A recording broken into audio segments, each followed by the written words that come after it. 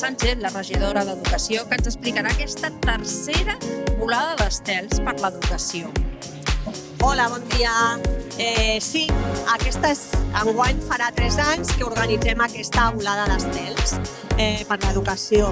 És una manera de reivindicar la importància de l'educació a les nostres vides i que l'educació va més enllà d'anar a l'escola, és a dir, que hi ha moltes maneres d'educar i molts llocs on s'imparteix l'educació.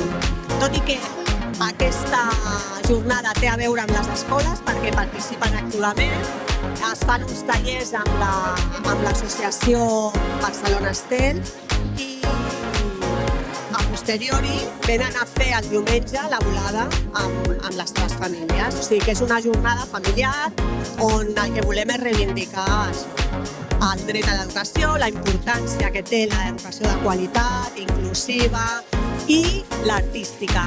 Per nosaltres posem molt en valor l'educació artística. Pensem que és molt necessària per molts àmbits de la nostra vida.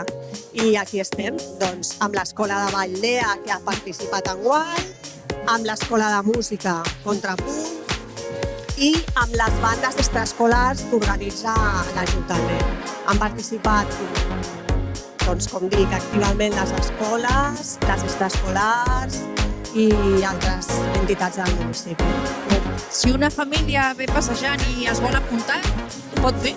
Sí, tant. Disposem aquí un petit taller on la gent que no ha participat en la seva escola pot venir i fer l'estel, sí, sense cap problema. Esperem que l'any proper això sigui una mica més gran. Això seria la idea?